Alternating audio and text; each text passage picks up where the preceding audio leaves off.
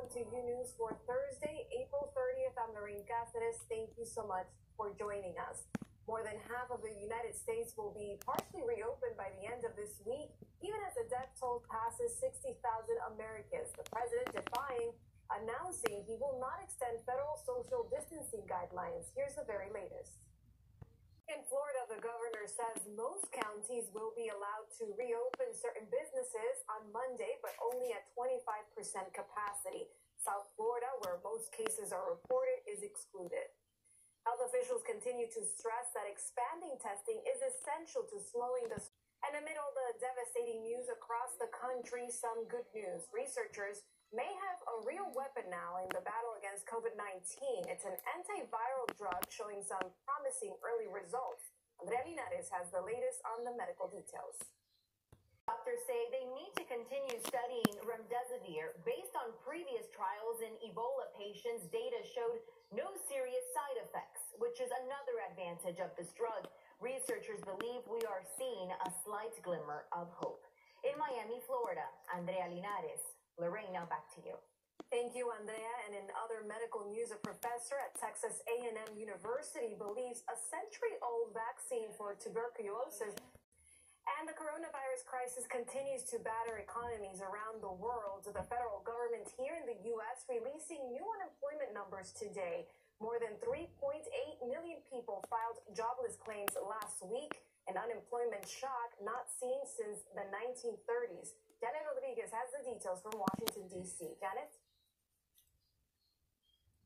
That's right, Lorraine. And now that means that over 30 million Americans have filed for unemployment benefits in the past 5 weeks. And the economic advisor for the White House, Kevin Hassett, saying today that he believes that the unemployment... And how are the financial markets reacting to all this devastating financial news?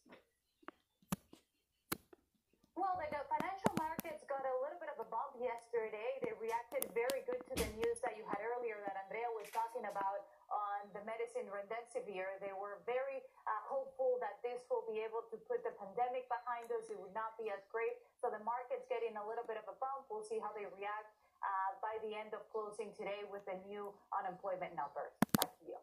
Thank you, Janet Rodriguez in Washington, D.C. for that report.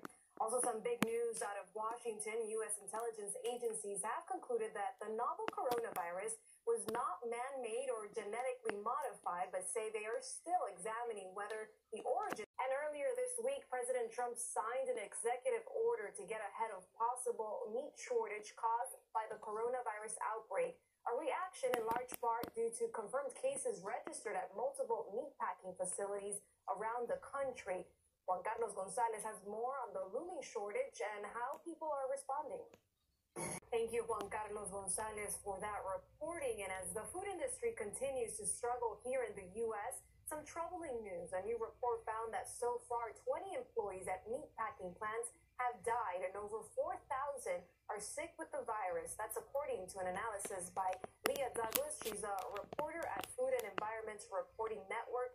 Leah, that number... The race for the White House continues even in a pandemic. The latest, Joe Biden's presidential campaign has selected a group of co-chairs for Biden. Still ahead on Unews, in the from President Trump earlier this week have once again put immigrant communities and advocates on high alert after the president controversially suggested federal funding to states to fight the coronavirus could be put on hold if states don't roll back their sanctuary city policies. Jaime Garcia has more. Agricultural companies in California are working to prevent a larger outbreak among migrant farm workers. Around the world, life has changed dramatically due to the ongoing outbreak, but sadly, so has the way most now experience death. Pedro Rojas takes a look at how the funeral industry in South Texas is trying to adapt to this new reality. And America's colleges and universities are feeling the financial strain of the coronavirus pandemic, and it could get worse when students show up or they don't show up this fall. Rafael Rodriguez has more.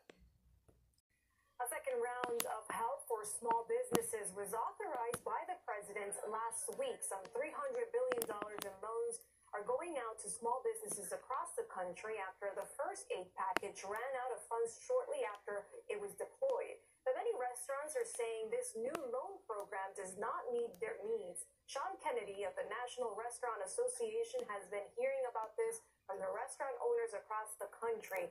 Sean, thanks for joining us. Why are workers dealing with both stress? A group of Honduran cruise ship members is thankful to be back after surviving what they call forced isolation at sea off the coast of Florida. They also say they were punished for speaking with Univision after their struggles. Danny Aponte has the latest on the long-awaited homecoming. The cruise ship line has not responded to a request for comments on this situation. Coming up, stocking up on grocery. For many here in the U.S., trying to complete your grocery list these days seems like an almost impossible task. But whether you're ordering delivery or instead braving the aisles of stores, Jay Rodriguez has tips on how to get everything you need. And coming up with parents at home, country, tens of millions of parents are living through a pandemic and have the added stress of trying to explain to their young children what's happening. One mom in Virginia found herself in that situation, so she decided to write it down, and the end result, a children's book unlike any other. Here's Marie Morongi. The Empire State Building shining blue Wednesday night to honor New York City transit workers. And that's all the time we have for you today. I'm Lorraine Caceres, and on behalf of everyone here in the studio in Miami, along with those working remotely, stay home, stay safe, and we'll see you tomorrow.